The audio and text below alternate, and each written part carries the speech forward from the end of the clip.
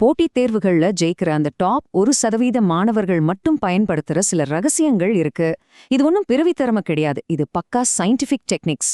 இன்னைக்கு நாம அந்த ஃபார்முலாவை உடைச்சு உங்க படிப்பு முறையை அடுத்த கட்டத்துக்கு எப்படி கொண்டு போறதுன்னு பார்க்க போறோம். ரெடியா? வாங்க உள்ள போலாம். ஆமா, நம்ம எல்லாருக்குமே இந்த ஃபீலிங் வந்திருக்கோம் இல்லையா? ராத்திரி பகலா உட்கார்ந்து படிச்சிருப்போம், ஆனா எக்ஸாம் ஹால்ல போய் உட்கார்ந்தா எல்லாம் சுத்தமா பிளாங்க் ஆயிடும். இங்க பிரச்சனை உங்க ஹார்ட் ஒர்க்ல இல்ல, நீங்க தேர்ந்தெடுத்த பாதையில இருக்கு. தப்பான வழியில எவ்ளோ வேகமா ஓடினாலும் எந்த பிரயோஜனமும் இல்ல. சோ சரியான வழியில எப்படி படிக்கிறதுன்னு தான் இப்ப பார்க்க போறோம். நாம ஜெயிக்க வேண்டிய முதல் எதிரி வெளியில எங்கேயோ இல்ல, நமக்குள்ளதான் இருக்கான். அதோட பேரு தான் தி இல்யூஷன் ஆஃப் காம்பிடன்ஸ், அதாவது திறமையின் மாயை. நம்ம நல்லா படிச்சிட்டோன்னு நம்ம மூளையே நம்மளை ஏமாத்துற ஒரு பெரிய ட்ராப் இது. கொஞ்சம் யோசிச்சு பாருங்களேன். ஒரு பாடத்தை நீங்க திரும்ப திரும்ப படிக்கும்போது அந்த வார்த்தைகள் எல்லாம் உங்களுக்கு ரொம்ப பரிச்சயமாயிடும். நம்ம மூளை என்ன பண்ணும்னா, இந்த பரிச்சயத்தை புரிதல்னு தப்பா எடுத்துக்கும். இது சும்மா ஒருத்தரோட முகத்தை பார்த்து பழகுற மாதிரி தான், அவங்கள பத்தி உண்மையா தெரிஞ்சுக்கிட்ட மாதிரி இல்ல.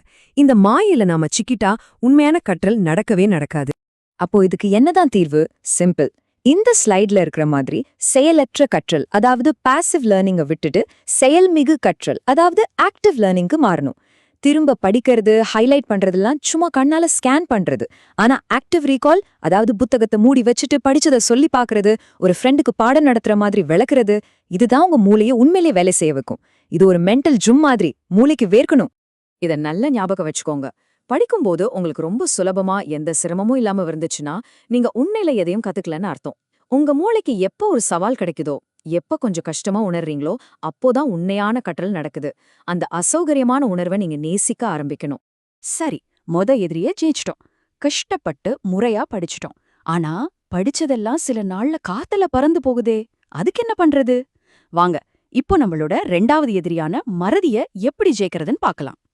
முதல்ல ஒன்னு புரிஞ்சுக்கணும். மறக்கிறது ஒரு வியாதி இல்ல, அது நம்ம மூளையோட ஒரு ஃபீச்சர், பக் இல்ல. தேவையில்லாத குப்பைகளை டிலீட் பண்ணி முக்கியமான புது விஷயங்களுக்கு இடம் கொடுக்க நம்ம மூளை இப்படித்தான் வேலை செய்யுது. ஆனா பிரச்சனை என்னன்னா, எது குப்பை எது முக்கியம்னு நம்ம மூளைக்கு தெரியாது. அதை நாம தான் அதுக்கு சொல்லிக் கொடுக்கணும். அதுக்கு தான் இந்த சக்தி வாய்ந்த 137 விதி இருக்கு. இது ரொம்ப ரொம்ப சிம்பிள். ஒரு விஷயத்தை இன்னைக்கு படிக்கிறீங்களா, சாயங்காலமே ஒரு தடவை அதை திருப்பி பாருங்க. அதான் நாள் 0. அப்புறம் நாளைக்கு ஒரு தடவை, அதாவது நாள் 1. அதுக்கப்புறம் 3 நாள் கழிச்சு ஒரு தடவை, அப்புறம் கடைசியா 7 நாள் கழிச்சு ஒரு தடவை. அவ்வளவுதான். ஒவ்வொரு முறையும் நீங்க இந்த இடைவெளியில ரிவைஸ் பண்ணும்போது உங்க மூளைக்கு ஒரு சிக்னல் அனுப்புறீங்க. ஹே, இது ரொம்ப முக்கியமான தகவல், இதை டெலீட் பண்ணாத, பத்திரமா வச்சுக்கோன்னு சொல்றீங்க. இந்த டெக்னிக் உங்க மூளையில அந்த தகவலை ஆழமா சிமெண்ட் போட்டு பூசின மாதிரி நிரந்தரமா பதிய வச்சிடும். பரீட்சை நேரத்துல பதற்றமே இல்லாம எல்லாத்தையும் ஞாபகப்படுத்தலாம். ஓகே, சரியா படிச்சாச்சு, ஞாபகத்திலயும் வச்சாச்சு. ஆனா படிக்க உட்காரவே முடியலையே, கவனம் ஒரு நிமிஷம் கூட நிக்க மாட்டேங்குது. இதுதான் இந்த தலைமுறையோட மிகப்பெரிய சவால். இது வெறும் கவனக்குறைவில்ல, நம்ம மூளைக்குள்ள நடக்கிற ஒரு கெமிக்கல் வார்.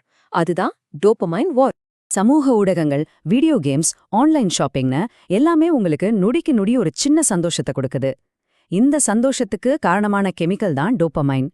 இதுக்கு நம்ம மூளை அடிமையாகும் போது புத்தகம் படிக்கிறது, கணக்கு போடுறது மாதிரி மெதுவா பலன் தர விஷயங்களெல்லாம் அப்பப்பா செம்ம போரிங்கா தெரிய ஆரம்பிச்சிரும். இந்த ஒப்பீட விஷயத்த ரொம்ப தெளிவா காட்டுது பாருங்க. ஒரு பக்கம் உடனடி சந்தோஷம், மறுபக்கம் நீண்டகால வளர்ச்சி.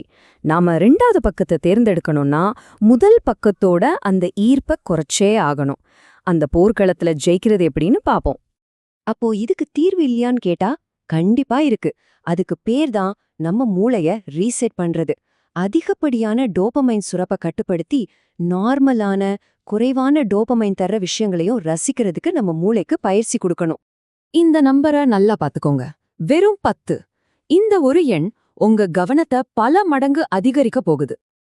இது கேட்கறதுக்கு கொஞ்சம் விசித்திரமா இருக்கலாம், ஆனா இது ஒரு சூப்பர் பவர்ஃபுல் டெக்னிக். நீங்க படிக்க உட்காரத்துக்கு முன்னாடி உங்க போனையும் லேப்டாப்பையும் தள்ளி வச்சுட்டு சும்மா எதுவுமே செய்யாம ஒரு 10 நிமிஷம் அமைதியா உட்காருங்க. இது உங்க மூளையோட கிளர்ச்சி நிலைய குறைச்சு படிக்கிறதுக்கு தயார்படுத்தும்.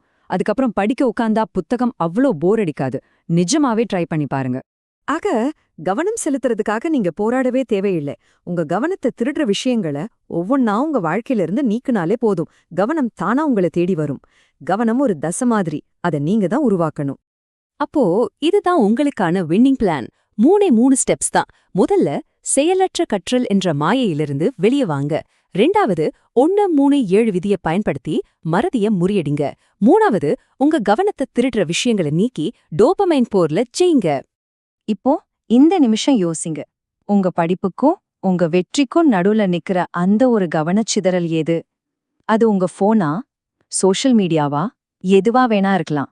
ஆனா அதை இன்றைக்கே நீக்குவதற்கான முதல் அடியை எடுத்து வைங்க. உங்க வெற்றி உங்க கையில தான் இருக்கு.